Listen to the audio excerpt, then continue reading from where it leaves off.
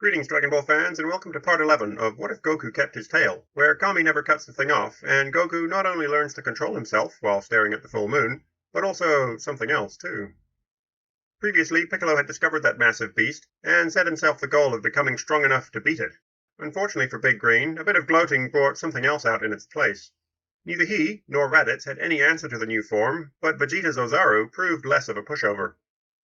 Frieza then opted to kill two birds with one stone, and went directly to Earth. He then got on the wrong side of Gohan's ire, and invoked something on a whole different level. Finally, with Raditz's bits raining down, and Gohan about to go boom as well, Goku stumbled into a certain golden aura of legend. Unaware of that though, he pulled in that oh-so-familiar Ikari thread on top of it, and grabbing a hold of Frieza, he kinda popped the guy's head, like a zit. 17 and 18 appeared on schedule, but ran afoul of a foul-minded Vegeta. He had pushed hard to catch up with Kakarot, while Jiro's data sources had been stunted by the loss of his collection drones. While still slightly stronger than expected, Vegeta's unrelenting pride prevailed, and 17 ended up with a broken arm for his troubles. Escaping that though, the pair then sought out old associates to effect repairs, with Raditz having a close encounter at the home of one ex-Colonel Violet. After digging themselves out of the rubble, they hit it off fairly well, before catching up with the others at Jingle Village.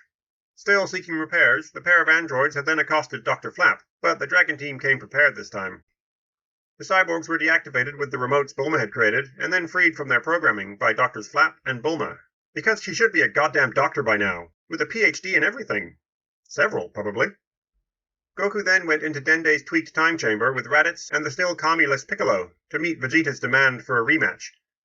He came out with something new under his belt, but the match against the Prince went south as Vegeta took the wrathful way out they were all well aware of, and went ape, so to speak. Raditz was then left to unveil that new form for a moment, and took on the crazed and mindless Vegeta. The Great Saiyaman, when he eventually showed up, was a touch less flamboyant here, and the direction of interest between Gohan and the crime fighter Macaria, was reversed. They still joined the 25th World Martial Arts Tournament though, but for different reasons. To everyone's surprise, the long-absent Nappa also showed up, but something was off. Even the mysteriously calm Vegeta was put slightly on edge by the big man. Vegeta's unveiling of his mastered wrathful form, his answer to whatever Goku had used on him last time, was interrupted by a wizard who had already gotten his hands on the big bold Saiyan. Momentarily under Babidi's influence as well, Vegeta had his victory over Goku spoiled.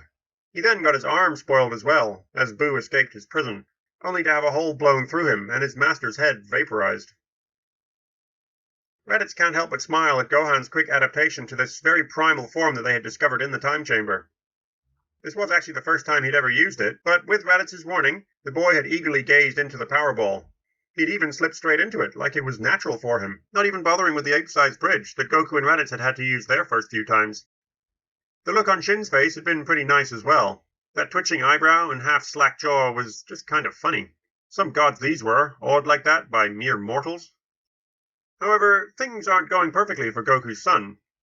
The blob-like Majin Buu is getting pummeled, but just keeps reforming itself over and over, and unless Raditz is hearing things, it's actually laughing. It's enjoying itself? Only when he joins in on the actual fight does the laughter fade. It was fine with just one of them, but now two overly powerful beings, bouncing him around like a ping-pong ball, is just enough to bring forth Buu's irritation. And yep, he even opens his eyes and scowls at them.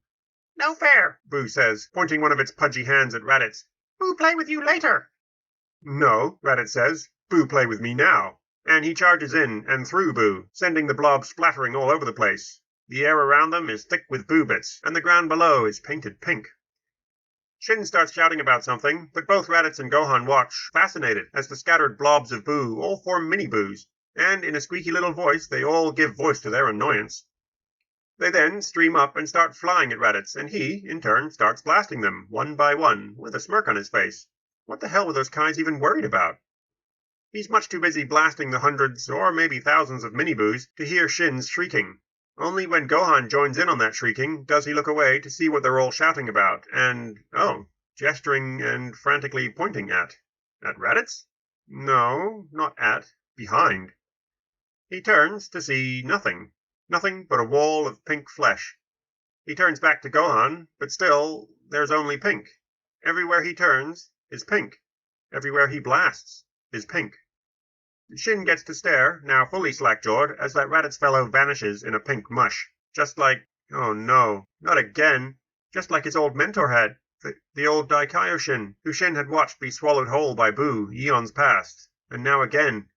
He has failed. He is brought out of it by Gohan's hand grabbing him and Kibito and dragging them away from the pulsating form.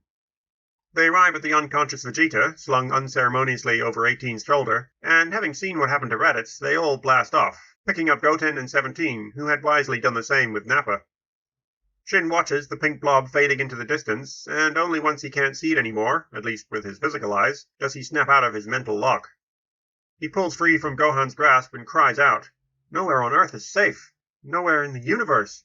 He thought he'd had time to maneuver, but Babidi had been one step ahead of him this whole time, and now, without Babidi to control him, Buu will rampage forever across the cosmos. Kibito grabs his shoulder, and Shin looks up to see the whole collection of worried faces staring back at him. 17 and 18 may not be able to sense energies, but they can still read the room, so they too are looking a little bit worried. We must go, Kibito says eventually, and glances at the assembled mortals, and, not quite mortal? Shin stares at him blankly for a moment, and then looking to Gohan and the others, he says, Take my hands. After a moment's hesitation, they all reach out and grab parts of the Kai's arm, and promptly vanish from this apparently doomed Earth. Over on the lookout, Goku's gawking at the new and improved Piccolo is broken only by an entirely different surge in power. Somewhere else, Raditz's somewhat massive energy signature has faded, and something not especially dark, but impossibly chaotic had replaced it. Figures, the new and improved Piccolo says, as he stretches his arms and looks down over the edge, back the way they had come. Kami's memories as Guardian had included the Grand Supreme Kai's ranting and raving about how Buu had absorbed the previous Grand Supreme Kai, and now apparently Raditz, that rational, cool-headed fighter, was part and parcel with the chaotic mess that was Majin Buu. Brother, Goku says, but then he feels something else vanish. Gohan, Krillin, Goten, even Vegeta's kid, Trunks, they're all gone. Clenching his fists tightly, he turns to Piccolo. They nod at each other, and, nodding at Dende as well, they fly off, with Goku's hand starting to glow with a pure white ball of energy. They follow the energy source to a city and arrive in time to see a strangely familiar-looking pink thing scouring the city for two things. Tasty treats are certainly a priority, but not the pudgy thing's main target. It really wants something to fight. It really, really wants to. Why is there nothing to fight? Then it spots, or senses, Goku and Piccolo arriving, and oh, happy day, it's fight time! Ah, come play with me, brother, the oversized caricature calls out. I've been waiting for you. Goku and Piccolo share a glance, then Goku, seeing the chance to move away from the city, beckons to this, Buditz to come this way, which, of course it does, gleefully. It knows the brother, after all. It knows how much Goku loves to fight strong opponents. Oh, and it's strong all right. They haven't got too far by the time Buu overtakes them, and stopping mid-air, says that this is about as far as they need to go. They descend to the ground and square off, or maybe triangle off, since Piccolo's there too. Where he lies power-wise might be a bit up in the air, but between him and Goku, they know the Raditz part of this, thing well enough.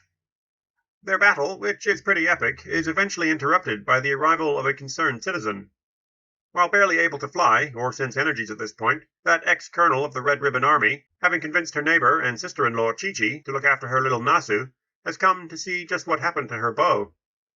Raditz's energy had changed dramatically, and she doesn't know much, but she knows that she doesn't like it. And so, as Buditz pauses and stares back at Violet, and Goku and Piccolo also stop in surprise, having not even detected her approach, courtesy of Krillin's trademarked stealth mode, we will bring Part 11 to a close. How do you think Buditz will react to Violet's arrival? Does she mean anything to the blob, or is Raditz only there for the power gains? Will Goku and Piccolo be able to do anything to extract their brother and friend, or will they too fall to this otherwise different incarnation of Majin Buu? Find out next time on Dragonball. What if Goku kept his tail?